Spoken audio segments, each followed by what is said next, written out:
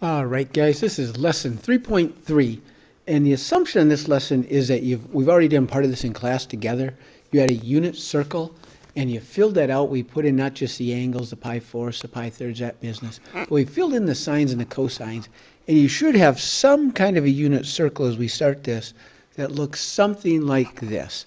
And so you've got, and it won't look exactly like this, but notice and see, do you have the radian angles in here, pi 6, pi fourths, pi thirds, and then do you have these ordered pairs? And remind yourself the ordered pairs, it goes cosine and then sine, and it should go all around the circle.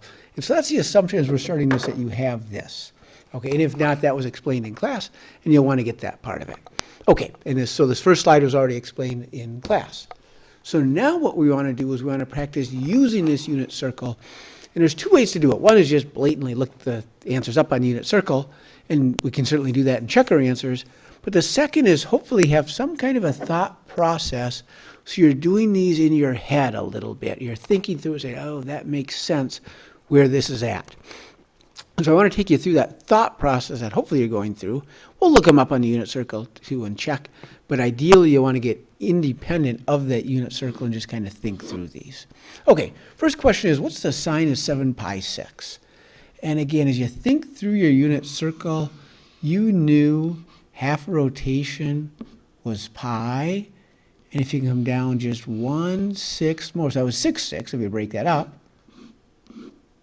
So 1 more 6 would be 7 pi 6. So the first thing you should realize is you are in the third quadrant.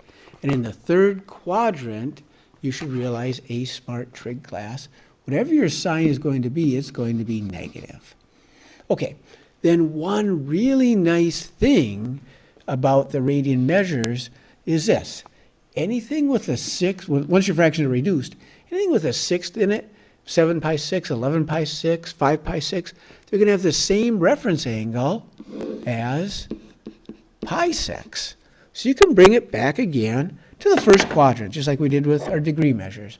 And back in the first quadrant, remember it went pi, oops, do we have enough there? I do. Well, yeah, we have pi 6.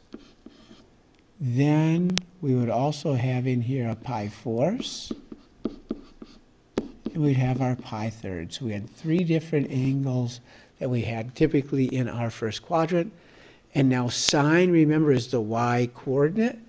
And so I want the y coordinate. And can you kind of tell in this triangle here which is bigger? Is it the x coordinate's bigger or the y coordinate's bigger? It's the x coordinate's bigger. So what is your y coordinate? It's your sine. Sine, remember, is an increasing function. But hopefully that's kind of sloppy there. Let me fix that a little bit. But hopefully you look at that and say, oh, wait, the sine is the smaller of the 2 coordinates. So my y coordinate would be a half.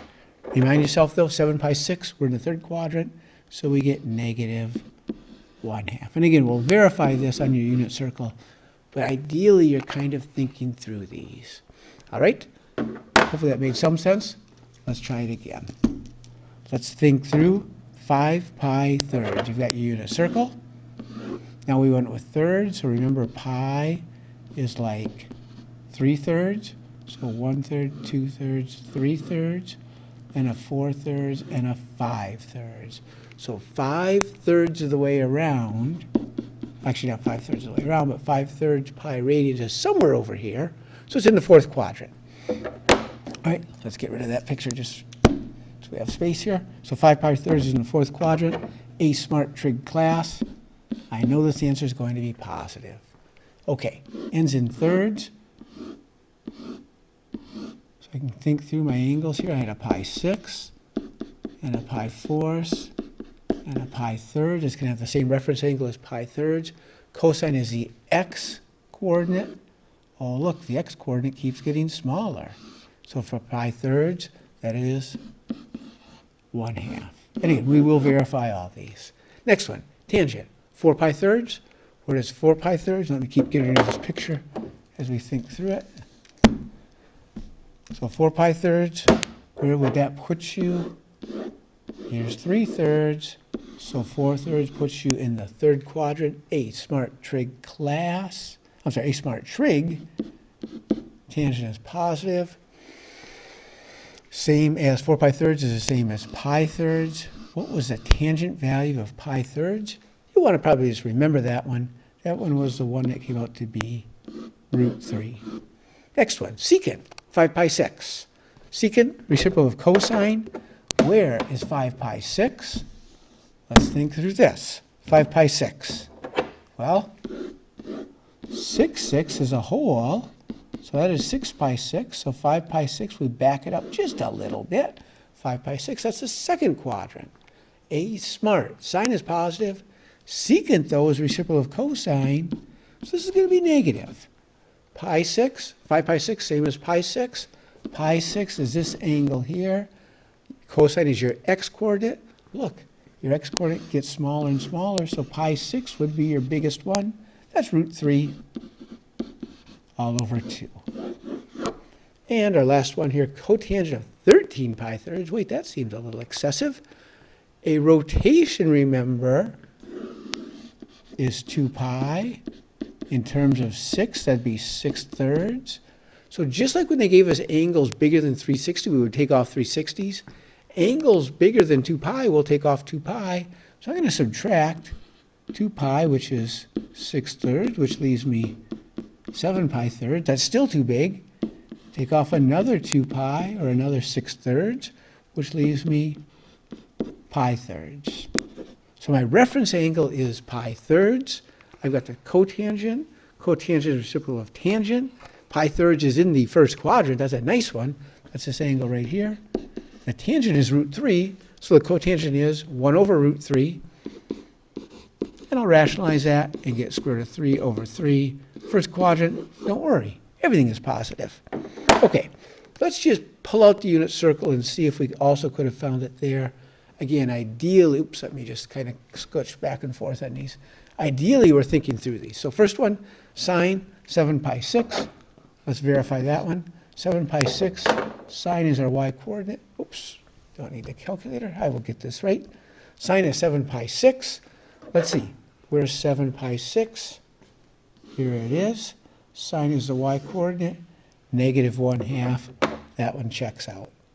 Next, cosine 5 pi thirds. Let's find that. Cosine 5 pi thirds. 5 pi thirds. Oh, look, it's here. You can scroll down. Actually, you can't, but I can scroll down. That would be a half. I'm going to lose my writing now, but that's okay. So 5 pi thirds, it is a half. And we kind of see here we have these little typos on here. Kind of ignore that part right there. We don't really, those truly are incorrect. I don't know how those got on there. But those are incorrect. Those aren't really relate to what we're doing anyway, so we'll be okay. All right, let's just verify one more of these. But they're all pretty much the same thing here. And yes, it took a picture of that. That's always kind of annoying. All right, let's verify one more of these. Let's go tangent 4 pi thirds. 4 pi thirds is right here. So truly it's in the third quadrant. Tangent I don't have written down here. Hopefully you did write yours on here, but that is the pi thirds value.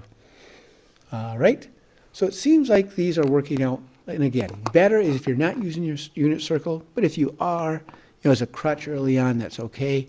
Better though is getting, doing these in your head. All right, let's do one more. Let's skip that. That's not in yours anyway. Could you work these backwards? And this part's a little trickier. And again, we'll use our unit circle for this right now, and that'll be okay. And eventually you'll want to get where you're doing these in your head as well.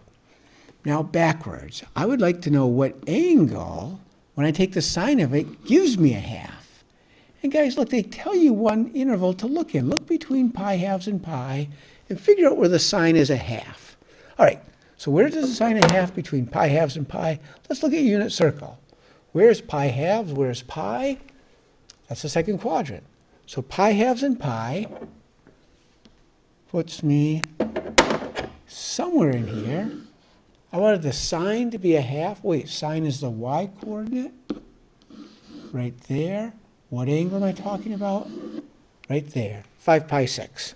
So where does the sine equal a half in the second quadrant? My answer would be right there, 5 pi 6. And again, eventually we'll practice doing these without looking at your unit circle, but for right now, this will work. Okay, pi halves and pi again for the second one. I'm looking in the second quadrant. Where's the tangent? -1. You have to check on yours. I don't have it labeled on mine. But check on yours. Do you have that as 3 pi fourths? Next one. Where's the cosine? √3/2. But wait, where are we looking this time? Between 3 pi halves and 2 pi. 3 pi halves and 2 pi. Where is that? 3 pi halves and 2 pi. Oops. Prepare for another picture. Oh, good. 3 pi halves and 2 pi right in here. Cosine is the x-coordinate. What does it equal? √3/2? Right here. I kind of crossed it off, but I think you can still read it. 11 pi 6. So this unit circle is very helpful. We can take these forward. We can take these backward. All right, let's try just a couple more of these, and that'll take care of our first one. Wait, why would the sign be negative? Well, we're between pi halves and pi. Let's see if that makes any sense. Pull out your unit circle. Hopefully you won't take a picture here. Pi halves and pi, that's in here. Sign is the y-coordinate. Hey, that's a trick question. The sign isn't negative in the second quadrant. Don't try to fool us. So where's the sign? Negative √3/2 in the second quadrant? Impossible. Let's try that again. Except, let's try it here between pi and 3 pi halves. Now you're talking. Pi and 3 pi halves will put you down here in the third quadrant, a smart trig. Sign could be negative there. Let's look this one up quickly. Where is the sign negative? √3/2. We're looking down here in the third quadrant. Somewhere in here. Sign is the y-coordinate. Oh, look. Right there. We've had this answer before. At 4 pi thirds, the sign is going to be negative √3/2. So 4 pi thirds would be our angle. So 4 pi thirds. The book is not going to have any trick ones. I just wanted to kind of emphasize that there is some subtlety in here.